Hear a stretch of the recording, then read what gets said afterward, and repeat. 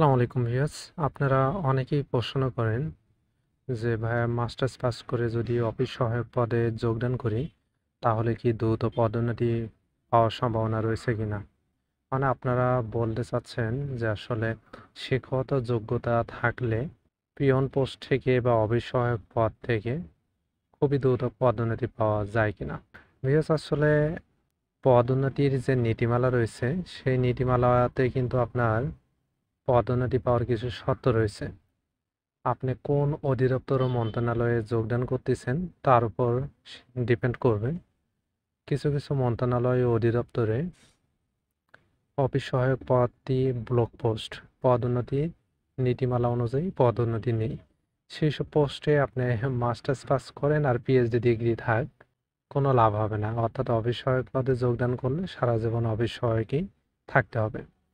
আবার যে সকল অধিদপ্তর মন্ত্রণালয়ে পদোন্নতির নীতিমালা রয়েছে সেখানে নীতিমালা অনুযায়ী বলা হয়েছে যে আপনি যদি অফিস সহায়ক পদে ৮ বছর সন্তোষজনকভাবে চাকরি সম্পন্ন করতে পারেন তাহলে ৮ বছর পর গিয়ে আপনি পদোন্নতি পেয়ে উপরের পদে যেতে পারবেন। সেটি হচ্ছে আপনি ২০তম গ্রেড থাকলে ১৯তম, ১৮তম, সর্বোচ্চ ১৬তম গ্রেড পর্যন্ত যেতে পারবেন। তো সেই ক্ষেত্রে কিন্তু আপনি যে মাস্টার্স পাস আপনাকে যে দ্রুত পদোন্নতি দিবে বিষয়টি এমন না।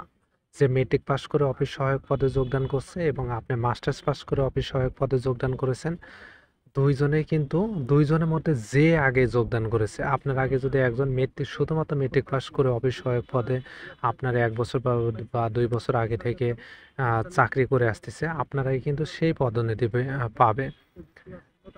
আর হচ্ছে আপনি যে মাস্টার্স পাস করে ঢুকছেন এখানে মাস্টার্স পাস কোনো কাউন্ট হবে না। এখানে শুধুমাত্র আপনার চাকরির অভিজ্ঞতাই কাউন্ট হবে।